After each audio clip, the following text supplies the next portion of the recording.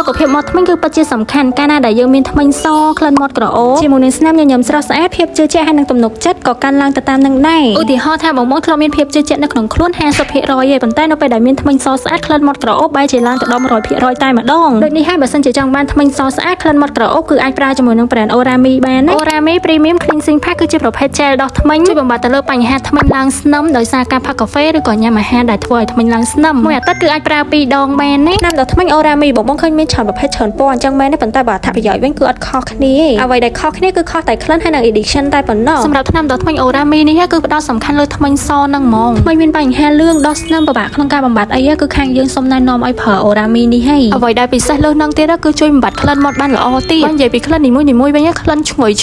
ជាមួយនឹងរូបរាងដ៏ខ្ជូតចេញមកគឺគួរឲ្យចង់ប្រើហ្មងបើប្រើថ្នាំដោះធ្មេញ Orami ហើយក៏អាចខ្វះបានជាមួយនឹងទឹកខ្ពុលមាត់ Orami ដែរទឹកខ្ពុលមាត់មួយនេះគឺជួយទៅលាងសម្អាតកាកសំណល់ដែលជាប់នៅលើធ្មេញហ្នឹងបានយ៉ាងល្អហ្មងបើនិយាយពីចំណុះគេវិញឡើងច្រើនដឹងតែប្រើបានច្រើនដងហ្មងថ្នាំដោះធ្មេញហើយនឹងទឹកខ្ពុលមាត់គឺបានប្រើហើយអស់ហើយប៉ុន្តែបើសិនជាចង់បានក្លិនមាត់ក្រអូបបែបងាយស្រួលនៅពេលចេញទៅក្រៅ dating គឺអាចប្រើជាមួយនឹង spray បាញ់មាត់ Orami នេះបានសំខាន់ណាស់គឺមានច្រើនក្លិនឲ្យជ្រើសរើសទៀតរូបរាងគេក៏តូចងាយស្រួលដាក់តាមខ្លួនមែនតើអញ្ចឹងសម្រាប់បងប្អូនដែលចង់បានផលិតផលមាត់ធ្មេញ brand Orami នេះបងប្អូនរកទិញបាននៅហាងលក្ខស្រីយ៉ាយើងទាំងពីរសាខាឬក៏បងប្អូនអាចឆាតចូល page ក៏បានតែបើសិនជាបងប្អូនចង់មើលផលិតផលថ្មីៗជាច្រើនទៀតបងប្អូនអាចចុះ link Telegram ដែលយើងបានដាក់នៅក្រោម description នឹងបានណា